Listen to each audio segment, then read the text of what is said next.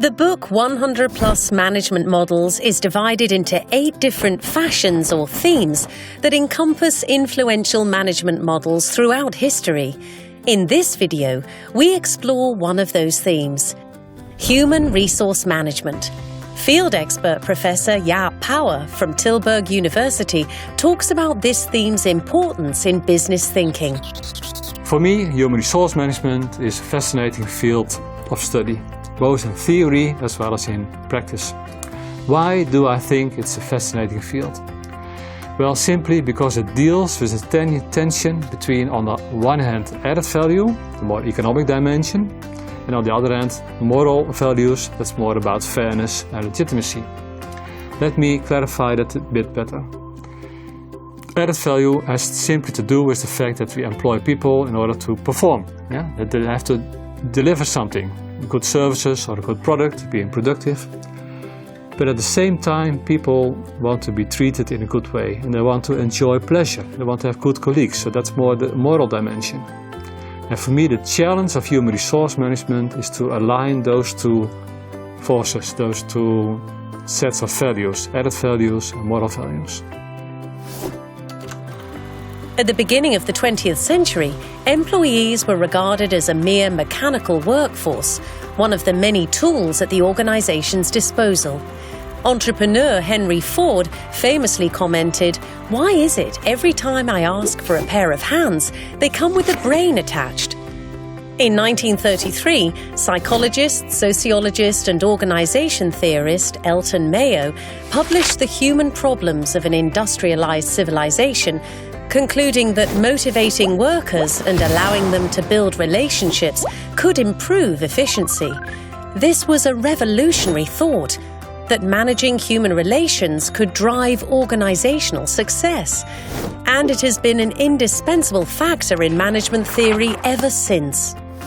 Since Mayo's book, there has been a systematic negotiating and reconciling of personal and organizational goals in organizations. Organizations have become increasingly concerned about how the well-being of employees can serve corporate goals.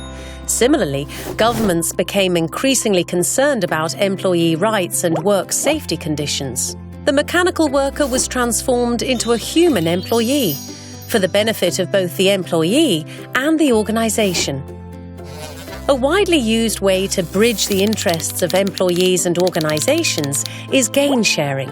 Developed during the Great Depression, gain sharing is used by a business to increase profitability by motivating employees to improve their performance through involvement and participation.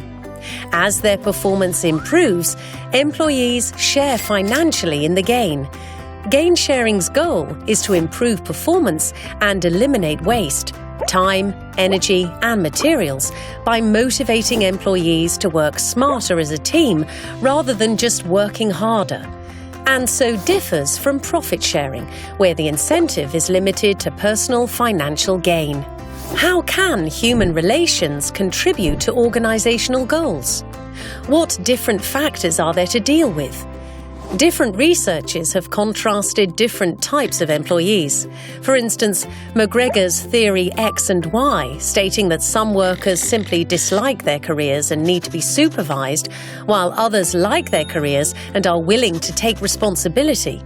Or Bruel and Colson, who state that there are workers with market thinking versus those with community thinking. Then again, there is the more mathematical AMO formula, where performance is a function of ability plus motivation plus opportunity.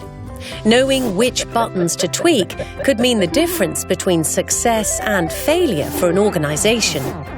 These days, human resource management is not only restricted to an organization's employees, but also external influences from society and governments, as well as ways to attract new talent and keep knowledge from disappearing outside of the organization.